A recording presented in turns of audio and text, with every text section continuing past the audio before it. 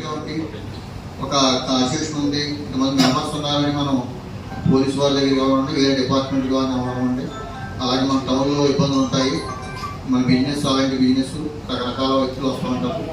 కొందరు కావాలని కూడా పెట్టిన వాళ్ళు కొందరు ఉంటారు. కొందరు అక్కడ వాతావరణం బట్టి ఏదో డ్రింక్ చేసి ఇంప్రూవ్ చేసి వ్యవహారం తెలియని పరిస్థితులు కొత్త జరుగుతూ ఉంటాయి. వాటికి కూడా మన యూనిటీగా ఉంటే మనం వాటి కూడా పోరాటం చేయొచ్చు.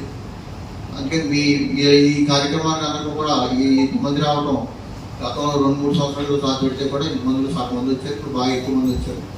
మీరు మాది ఎంత బాధ్యత ఉందో మీకు అంతే బాధ్యత ఉంది. అంటే వీటికి తప్పదని ఫుడ్ ఇన్స్పెక్టర్గా వస్తారని చూస్తూ కాకుండా మన అసోసియేషన్ స్ట్రెంత్ అవ్వాలి. దానికి మీ అందరి సహకారం కూడా కావాలి. అలాగే మన మంత్రి ఇంత అమౌంట్ అనేది కూడా కేటాయించుకుని మనం ఎదురుకెళ్తే బాగుంటుంది. ఇప్పుడు మిగతా వ్యక్తులు విషయాలుగా మాట్లాడతారు. గతంలో ఏ విధంగా ఉందో తెలియదు కానీ ఈ మధ్యకాలంలో పశ్చిమ గోదావరి జిల్లాలో ఎక్కడ కూడా మోనో సోడియం వాడడం కానీ, కలర్స్ వాడడం కానీ, సింగిల్ యూజ్ కలర్స్ వాడడం కానీ, ఎటువంటి ఆహార పదార్థాలు నిల్వ ఉంచి రోజుల తరబడి ఉంచి అమ్మకాలు చేయడం కానీ నేను చూడలేదు ఈ మధ్యకాలంలో. గతంలో 6 నెలల క్రితం ఉండి మేము వరుసగా అందరికీ హోటల్ యజమానులకు ప్రతి హోటల్కి వెళ్ళేసి వాళ్ళకు ఈ విధంగా ఉండాలి, ఈ విధంగా అని చెప్పేసి వాళ్ళకి గైడెన్స్ ఇవ్వడం జరిగింది. గతంలో ఇదే విధంగా ఛాంబర్ ఆఫ్ ఛాంబర్స్లో కూడా ఈ హోటల్ అసోసియేషన్ వారికి జాయింట్ కలెక్టర్ గారు మరియు మున్సిపల్ కమిషనర్ గారు వాళ్ళ ఆధ్వర్యంలో మీటింగ్ పెట్టడం జరిగింది. ఆ తర్వాత ఎక్కడ కూడా హోటల్స్లో ఎటువంటి కంప్లైంట్స్ రాలేదు. ఎక్కడో రేరుగా వస్తున్నాయి కంప్లైంట్స్ కూడా. సరిగా ఫుడ్ బాగాలేదండి, వేడిగా లేదు, మాకు రుచిగా లేదని చెప్పి చెప్తున్నారే కానీ ఏ ఒక్కరు కూడా గతం మొన్న 4 డేస్ క్రితం కూడా నాకు దాని గురించి ఈనాడు విలేకరి ఆనంద్ గారు నాకు ఫోన్ చేశారు. సార్ రెడ్డి గారు ఇట్లా హోటల్స్ కలర్స్ ఉన్నాయంటే ఒకటే మాట చెప్పాను, నేనైతే చెప్పగలనండి, మీరు ఎక్కడైనా సరే ఒక హోటల్లో బాగా ఇంప్రూవ్ అయింది, అయినా అక్కడెక్కడ ఉన్నాయండి సార్ చూడండి అని చెప్తే తప్పకుండా చూస్తామని చెప్పాము.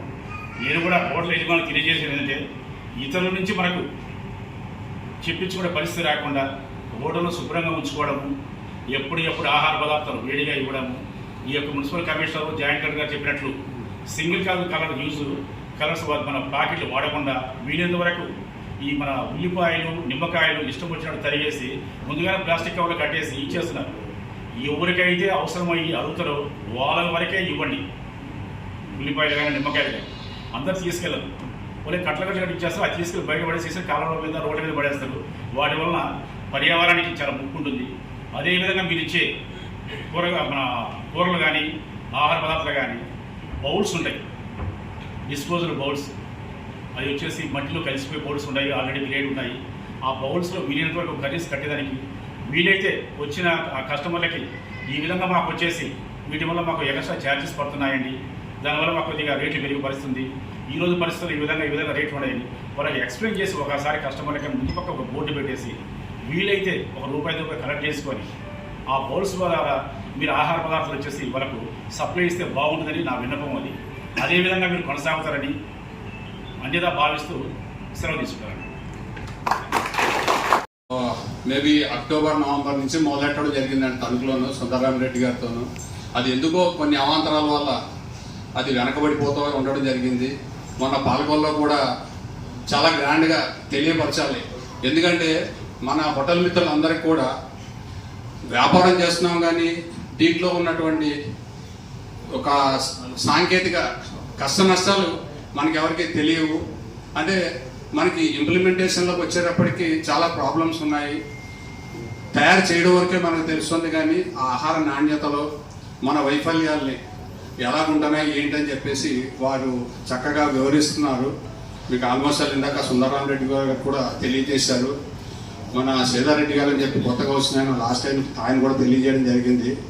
మన ఇప్పుడు ప్రస్తుతం మన అసిస్టెంట్ కంట్రోలర్ గారు వారు ఇంకా విపులంగా దీని గురించి, ఎందుకంటే వాళ్ళ యొక్క సీనియారిటీ మనకి ఉపయోగపడుతుంది. వారు చెప్పేది కూడా మనం జాగ్రత్తగా విని మన వంతుగా మనం అంటే కొన్ని మనం చేయలేని పరిస్థితుల్లో కొన్ని ఉంటాయి, అన్నీ మనం చేయలేమండి. ఎందుకంటే మన వర్కర్ మన ఐడియా బాగుంటుంది కానీ ఆ వర్కర్ మైండ్ సెట్ మనకి బాగోకపోవచ్చు, లేదా మనం లోపల చూసుకోకపోవడం వల్ల అక్కడ వచ్చే ఆ నష్టాన్ని కూడా మనమే భరించాలి తప్పించి అది కస్టమర్ కానీ ఇది కానీ స్టాఫ్ కానీ దానికి లైబుల్ కారు. ఏదైనా సరే అల్టిమేట్గా మన మిత్రులందరికీ తెలియజేసేది ఏంటంటే మన ఇండస్ట్రీలో మనం చాలా ప్రస్తుత రోజుల్లో, ఎందుకంటే మనకి వాళ్ళు కూడా లేనిది అంటే మనం ముందుగా మీరు దొంగ అని చూపించే పరిస్థితులకు చూపించేసుకోవడం వల్ల మనం కొన్ని సంవత్సరాల నుంచి మన గుడ్విల్తో మన కష్టంతో మనం నిర్మించుకున్న ఒక సామ్రాజ్యం నిమిషంలో కుప్పకూలిపోతుంది. సో అది చాలా జాగ్రత్తగా ఉండాలి, దాన్ని ఏం చేయలేం. ఈ మధ్యన కొన్ని చోట్ల ఈ జొమాటోలో కూడా కొన్ని విషయాలు జరుగుతున్నాయి. అంటే ఈ కార్పొరేట్ రంగంలో చేసే వాళ్ళ లాభాల గురించి మన కొన్ని ఇరుకుని పెట్టే పరిస్థితి వస్తుంది. ఒక చిన్న ఎగ్జాంపుల్, మన తణుకులో ఒక ఐటెం ఆర్డర్ పెట్టడం జరిగింది. మీకు బయట నుంచి ఎటువంటి ఇబ్బందులు ఉన్నా నా నెంబర్ నోట్ చేసుకుని నాకు చేయండి. మీకు బయట నుంచి ఎవరు తెలియని వాళ్ళు ఎవరో ఆర్ఐటీ ఈడ్ అని చెప్పేసి శ్రీనివాస్ రెడ్డి మంగయ్య ఎల్ఐ అని చెప్పేసి ఫోన్ చేసి మీ లైసెన్స్ రెన్యువల్ అయిపోతున్నాయి, మీకు ఇంత డబ్బు కట్టాలి, లేదు మీరు తప్పు చేశారు ఇంత కట్టాలని చెప్పేసి బెదిరించి మీకు ఫోన్ చేస్తున్నారు. మీకు తెలియకపోయి ఆన్లైన్ అమౌంట్ కడుతున్నారు, అలాంటి పరిస్థితి కావద్దు. ఫాస్ట్ కాస్ట్ చేస్తున్నాము అని చెప్పేసి వాళ్ళు మీ దగ్గర నుంచి డబ్బులు రాబడుతున్నారు, అవి కూడా ఇవ్వద్దు. ఇతరులని హోటల్స్లోకి లోపల రాయడం మాత్రం చేయకూడదు. ఎటువంటి హక్కు లేదు, ఇతరులకి హోటల్ లోపలికి వచ్చి చూసే హక్కు ఎవరికి లేదు. ఒక ఫుడ్ సేఫ్గా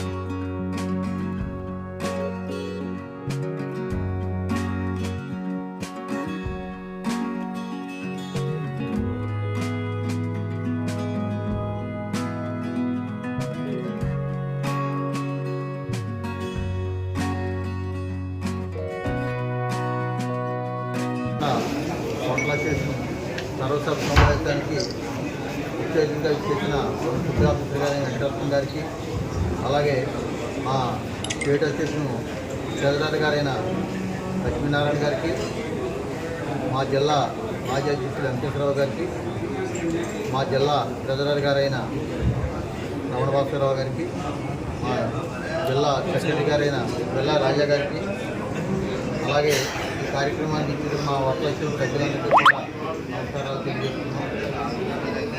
ఈరోజు చక్కటి వాతావరణంలో మా స్టేషన్ మంచి మాట్లాడడం జరిగింది. మా ఫుడ్ ఆఫీసర్ వెంకటరత్న గారు కూడా మన అమూల్యమైన సందేశాన్ని కూడా మా సభ్యులందరికీ కూడా ఇవ్వడం జరిగింది. మా వాటా స్టేషన్లో ఎన్నో రకాల ఒడిదుడుకులతో ఉంది, ఎన్నో ఇబ్బందులు ఉన్నాయి. ఇప్పుడున్న బిజినెస్లో చాలా తేలికైన వ్యాపారం హోటల్ ఇండస్ట్రీ అనేది దృష్టిలో ఉండిపోయి జాబులు కూడా సాఫ్ట్వేర్ జాబులు కూడా వదిలేసి వీడియోకి రావడం జరుగుతుంది. దూరపు పనులు నునుపులాగా వస్తే కానీ విషయాలు తెలియటం లేదు. ఆల్రెడీ ఉన్న వ్యాపారస్తులందరూ కూడా చాలా ఇబ్బందులు పడుతున్నారు.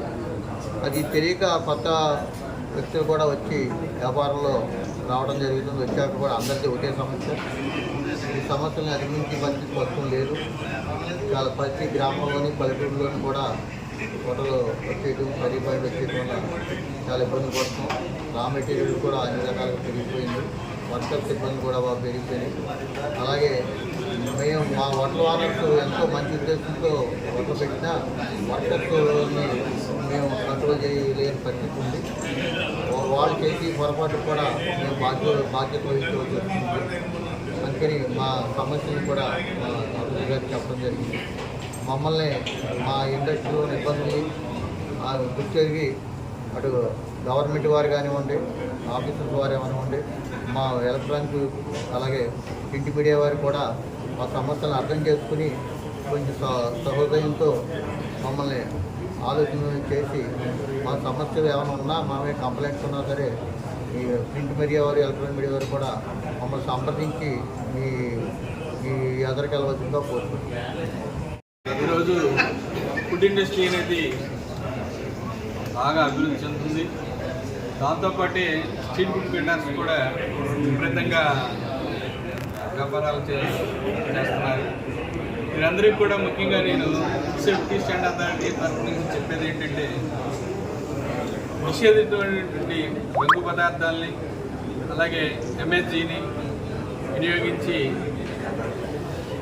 ప్రజారోగ్యాన్ని కుంటుపరుస్తూ సమాజానికి ఇబ్బంది కలిగించకూడదని, అలాగే ఈ చట్ట పరిధిలోకి వచ్చి శిక్షలు అనుభవించకూడదని కోరుకుంటున్నాను. అలాగే ఆహార వ్యాపారం నిర్వహించే ప్రతి ఒక్కరు కూడా తప్పనిసరిగా ఫుడ్ లైసెన్స్ పొందవలసిందిగాను, మరి రిజిస్ట్రేషన్ కేటగిరీ వచ్చిన వాళ్ళు రిజిస్ట్రేషన్ పొందవలసిందిగాను కోరుకుంటున్నాను. అలాగే ఆహార పదార్థాలు తయారు చేసినప్పుడు వ్యక్తిగత పరిశుభ్రత మరియు పరిసరాలు కూడా శుభ్రంగా ఉంచుకోవాల్సింది కూడా కోరుతున్నాను. ఆహార పదార్థాలు తయారు చేయడానికి ఉపయోగించే నీటిని సురక్షితమైన నీటిని ఉపయోగించవలసిందిగా కూడా కోరుతున్నాను.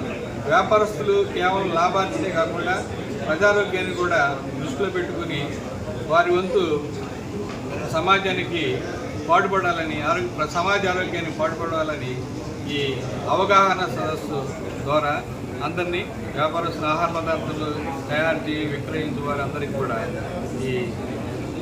ఈ రోజున భీమవరం హోటలర్స్ అసోసియేషన్ వారు ఏర్పాటు చేసిన అవగాహన సదస్సు చేసిన సందర్భంగా అందరినీ కూడా వ్యాపారస్తులందరినీ కూడా 2 జిల్లాలు, ఉభయ జిల్లాలు అంటే ఏలూరు మరియు వెస్ట్ గోదావరి, పూర్వపు వెస్ట్ గోదావరి జిల్లా వ్యాపారస్తులందరూ కూడా పత్రికా ముఖంగా కోరుతున్నాను. నమస్కారం.